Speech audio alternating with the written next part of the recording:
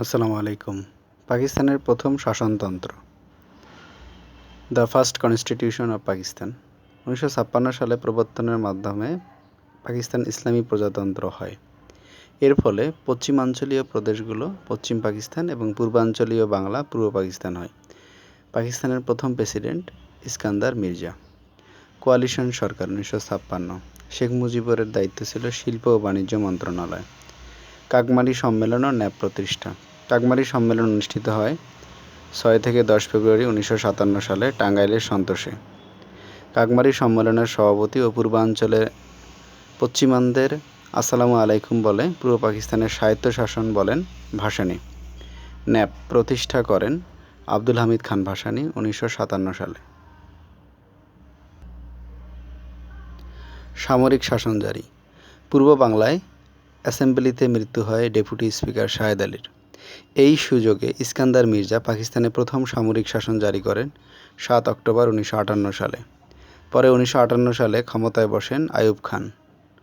শাসনকে দীর্ঘস্থায়ী করার জন্য মৌলিক গণতন্ত্র আদেশ জারি করেন আইয়ুব খান 1959 সালে। প্রেসিডেন্ট আইয়ুব খান সামরিক শাসন প্রত্যাহার করেন 23 মার্চ 1960 সালে। শিক্ষা আন্দোলন। শরীফ শিক্ষা কমিশনের বিরুদ্ধে আন্দোলন হয় আগস্ট 1962 সালে। শিক্ষা দিবস 17 সেপ্টেম্বর 1963 সাল।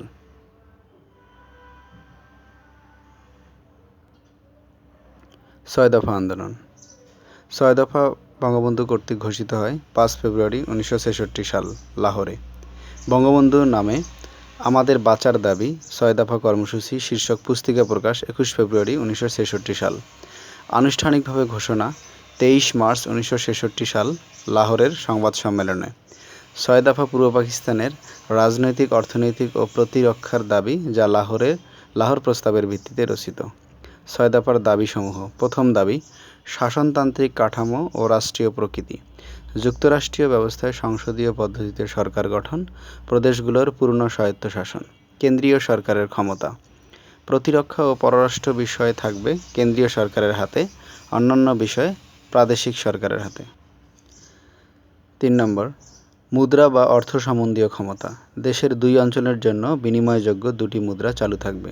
4 নম্বর, সকল প্রকার রাজস্ব ধার্য ও আদায়ের ক্ষমতা থাকবে অঙ্গরাজ্যগুলোর হাতে।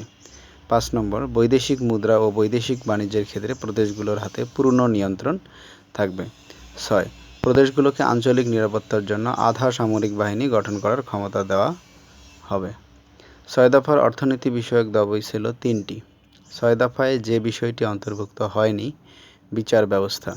6 দফাকে বলা হয় বাঙালির মুক্তির সনদ, ম্যাগনা কার্টা। 6 দফা আন্দোলনের প্রথম